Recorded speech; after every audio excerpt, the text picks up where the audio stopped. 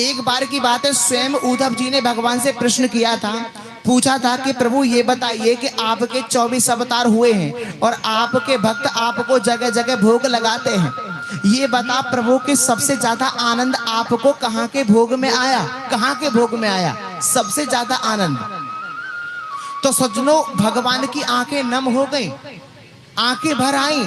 अच्छा, आंखें क्यों भर आई? आंखें इसलिए भर आई कि जहां पर बहुत आनंद प्रभु को मिला उनकी याद आ गई। समझ रहे ना?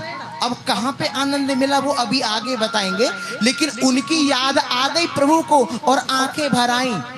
उद्धव जी ने कहा प्रभु मैंने कुछ गलत तो नहीं पूछ लिया? बोले नहीं नहीं उद्धव, गलत नहीं पूछा।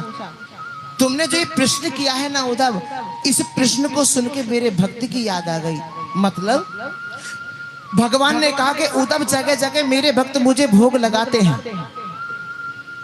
जगह जगह मेरे भक्त मुझे भोग लगाते हैं, लेकिन सबसे ज्यादा आनंद मुझे जो आया वो केवल 2 स्थान है।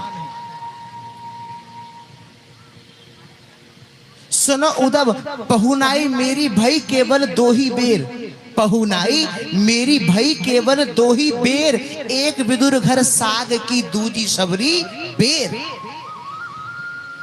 बोले एक तो मैंने विदुर जी के यहाँ केले के छिलके खाए तब, और दूसरा आनंद जब माता सबरी के यहाँ झूठे बेर खाए तब। अरे दुर्योधन उद्धव, जैसा मुझे आनंद, जैसा मुझे भाव यहां मिला, ऐसी श्रद्धा, ऐसी आस्था, ऐसा भाव और ऐसा आनंद मुझे और कहीं नहीं मिला। बस ये 2 स्थान हैं। तो भगवत प्रेमियों, इसके बाद भगवान ने कहा कि सुनो उद्धव, अगर मार्ग में तुम्हें मेरा विदुर मिल जाए तो उनसे मेरा समाचार कह देना। अब देखिए विदुर जी कितने बड़भागी हैं। इस बच्चों को शांत करो, तुम्हें आवाज नहीं आ रही है कि जब मुझे यहां तक आवाज आ सकती है? बोलना नहीं है, सिर्फ बताना है, करना है कि क्या बोला गया है। कह दो जय श्री कृष्ण। बोलना नहीं है, जितना कहा जा सिर्फ उतना करना है। ब्रज में रहना है तो क्या कहना है? जोर से बोलेंगे एक बार और।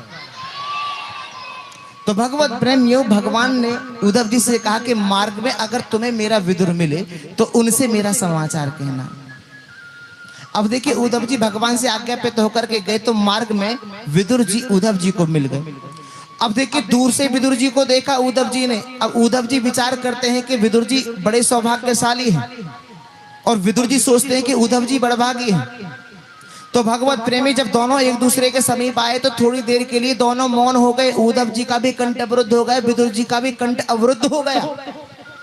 उसके बाद अंत में मुख से शब्द निकल पाया।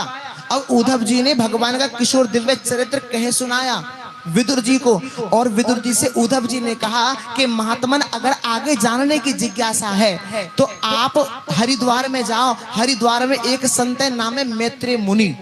अब देखिए विदुर जी उद्धव जी से आज्ञापित होकर के गए हरिद्वार।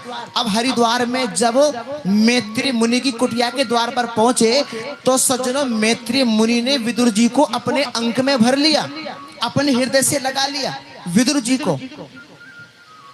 और मैत्रेय मुनि ने कहा कि ये बताओ महात्मन, आज यह गरीब की कुटिया पे आपको आगमन कैसे है गए हो, कैसे है गए हो? अब आप जरा विचार करिए, विदुर जी दासी पुत्र हैं और मैत्रेय मुनि ब्राह्मण हैं। इसीलिए आचार्य सुखदेव जी ने कहा था ना कि भगवान जाति बिरादरी भी नहीं देखते, क्योंकि जात पात पूछे नहीं कोई, हरि को भजे सो हरि का होई। परमात्मा से जिसका संबंध जुड़ गया वहां जाति बिरादरी क्या होती है। कह दो जय श्री।